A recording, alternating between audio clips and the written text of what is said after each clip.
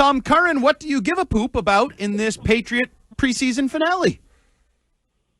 Maybe getting finalized on a guy like Javon Baker or my guy Dirty Del Pettis or Dirty Del. Marcus Epps, trying to really determine. We're not going to conclude anything that will probably have great relevance in the early portion of games or the designed lineups throughout the season, but we're going to see some depth. But it's just that kind of thing. How polished are they still, even down the roster, in terms of getting in and out of huddles, and what's their play style? So not a lot, probably less than I would take out of a joint practice, to be really honest, Andy, and I think that most fans would agree. Hey, Tom, the second biggest cap hit on this team is Kyle Duggar, and everybody wants to know, what do you do with Kyle Duggar if he's not going to be starting? Do you keep a guy making, what has a $15 million cap hit as a backup? What do you think ultimately happens with Kyle Duggar here in the next week? I imagine they move on from him because, you have the cap space to take the cap hit now. You can trade him and try and see if someone will take on his, I believe, $9 million salary, or if you can offset that salary a little bit and get somebody to give you a draft pick, and maybe they'll take 3 and you can take 6.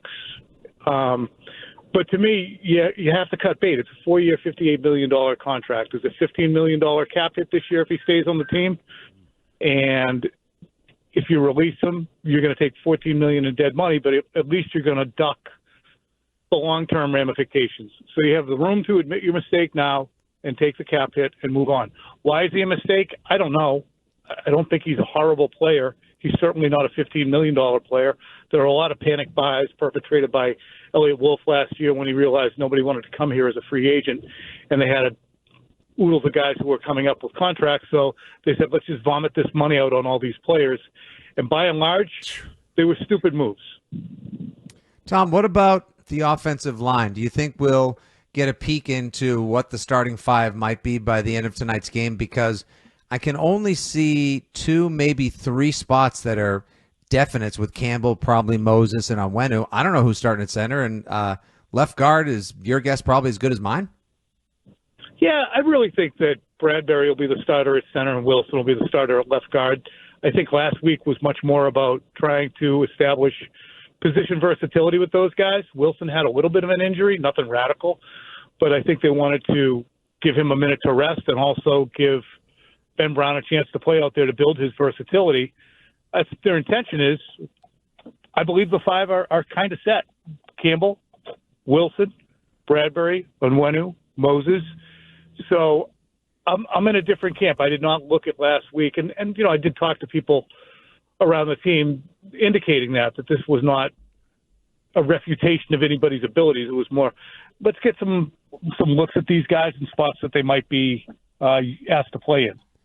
Tom Curran, NBC Sports Boston, with us here on WEEI Afternoons. Tom, I probably buried the lead. What are we expecting in terms of playtime tonight? Are we going to see some starters? Are we going to see Drake Maye? What are you expecting? No, I don't think you're going to see any of those guys. The indications that I've gotten and Phil has gotten are that you ain't going to see none of them. And they put together a practice earlier this week that kind of indicated that, not just with the intensity of the 11-on-11 practice, but the end of practice gassers and everything else that they went through kind of showed that that's the direction that they were headed. Tom, it's not the sexiest question, but I'm curious who backs up Robert Spillane. I mean, look at it. It's Marte Mapu right now is the guy that backs up Robert Spillane. Is that really? The guy that played free safety last year for this team is now going to be the backup to the middle linebacker. I don't even know if Marte Mapu is going to make the team. I haven't seen him do dink. Yeah. In 3 years. I really haven't. I don't know who the backup to Robert Spillane is necessarily. Jelani Tavai, he hasn't practiced all through camp after an OTA injury. The linebacker crew is one that I have kind of spent little time on myself because it's so non-existent. You get a million secondary guys, and you have guys up front, but between Spillane and the other fella, who's the other fella? Bennett? Ellis. Andy, help me out. Christian Ellis. Ellis, Gibbons. Excuse me, Christian Ellis, and then the free agent that they signed. They used to put Gibbons. That's it. That's all the linebackers. But they're not a linebacker-driven team, Ted. So that's not a sexy question, and I kept my my bloomers on for that entire question. Sorry about that. So, Tom, the specialists, I know you're not a fan of young kickers, rookie kickers. You like old kickers. Looks like Parker Romo may be emerging as the favorite to win the job. Do you think tonight we get a chance? I mean, this is kind of what we're watching for tonight, right? Yeah, 100%. It's a guy who you will rely upon to put points on the board from 40 yards out. Say your drive stalls at the 40, you need points. It's a 57-yard field goal. Can Parker Romo make it? I saw him do it this preseason. Can Borregales make it? I did not see him do it last week. He knocked it into the lumberyard. So, to me, it's an important thing. And you spent a draft pick on it. As bad as Elliott Wolf is and has been, and will continue to be until further notice, the long snapper / kicker in this year's draft was not a stroke of genius either. But I do look at this, they're going to, if they end up releasing Baker, whatever ends up happening with Polk, who we now know is not going to play this year, and the rest of the draft picks, and then draft picks like that this year with the kicker, it's just, how do you duck the blame if you're Elliott Wolf? How do you dodge having someone come to you and say, "It's all right, man. Everybody blows $40 million on players." I don't get it. Speaking of ways maybe Elliott Wolf could dodge the blame, I think the most obvious way is Drake Maye becomes a, top 5 quarterback, top 8 quarterback, his 3rd overall pick from a year ago. But there's been, I heard Phil Perry on your station say, well, there's been some regression at times, threw that word out there, throughout the ebbs and flows of the summer. As we approach regular season football, how are you feeling about Drake Maye and where his trajectory is going? Feel fine. Honestly, I think any regression you're seeing is perhaps a regression in performance because more is being put on his plate. It's like taking a course. As the semester begins, you start with the easy stuff that you already know, and then you start to move into things that are a little more difficult. And your opponents might do things that are a little more difficult. To me, I'm not seeing a kid who's just turning in a paper with no answers on it. He's got some wrong answers, but I don't think it's a 50. He goes to Minnesota, goes against a very difficult defense, and shows poise, knows where the ball is supposed to go, and then the game comes and he throws high twice. And throwing high twice, and I'm not blaming Phil, nor am I blaming Greg Bedard, who said that at this point he would prefer Orlando Woolridge and his mechanics to Drake Maye. Like, come on, can we relax a little bit? I know it's been. I was like, who the hell is Orlando Woolridge? You don't know who Orlando Woolridge is? No, should I? Should I? Is that a real person? Yes. Oh. He was a Bull, Chicago Bull. Might have been a Piston, too. Okay, that's a long time ago. He went to UCLA. Listen, but how can people be unable to strap in for the normal cycle of a 22-year-old quarterback who's got a boatload of physical talent that is sometimes going to be experimented with? And again, high throws suck. Picks to Alex Austin at the end of an inter-squad scrimmage suck. And stupid decisions to fumble at the beginning of a preseason game suck. But we got to stop opening the oven and seeing if the cake's done. Just give it a little time, for God's sake.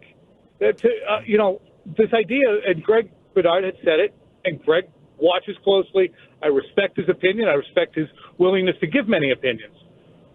But the notion that his fundamentals haven't improved one iota compared to the stuff that we were seeing at North Carolina or last year at the beginning of camp when Alex Van Pelt basically stripped him down to nothing and made him work on every single thing. I'm not seeing a guy who's throwing off platform with his pee-pee heading towards the target at every time and trying to throw off platform every chance he gets. I'm looking at a guy who looks like a high-level NFL quarterback who occasionally gets a little wild and does some silly things. Yeah, I'm with you, man. Let that cake bake a little bit. Geez, all right. Someone I think is pretty much a sure bet is Travion Henderson. What could you potentially see him? How would you see him being used? And what do you think, his ceiling is for this team this year?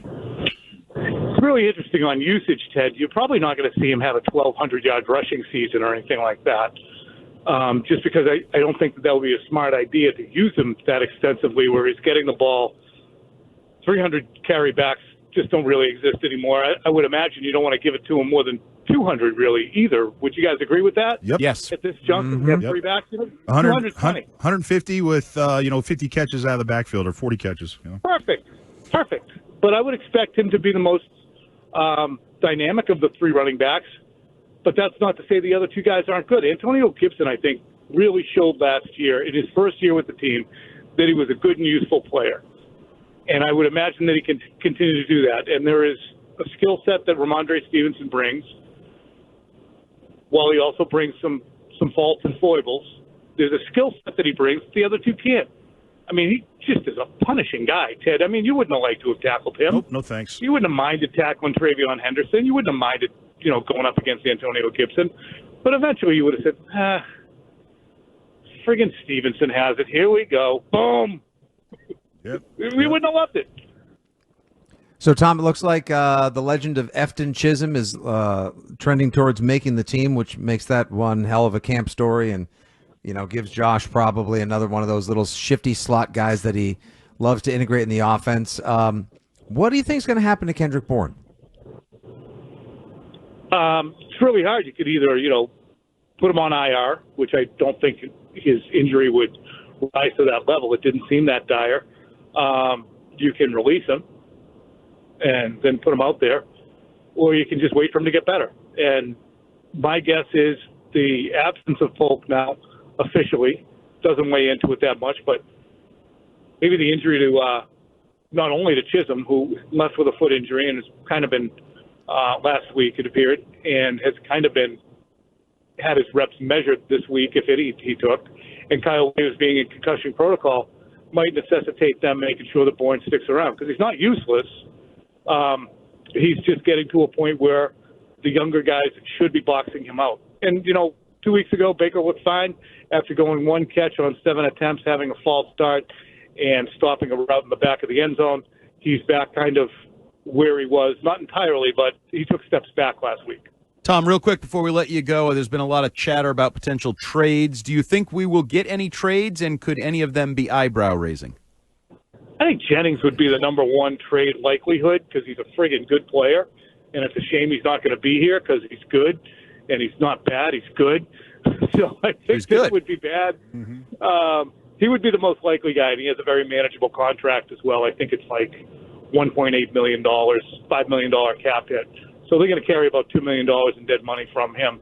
But they can move him, and he's useful. That would be ideal for a player-to-player swap, which I think the Patriots should be looking for right now in terms of maybe wide receiver depth or offensive line depth, or even a straight pass rusher. If you got one back there in the back room, we could use one of those. All right, he's Tom Curran, NBC Sports Boston. Enjoy the preseason finale, and we'll talk to you next week after the roster is set.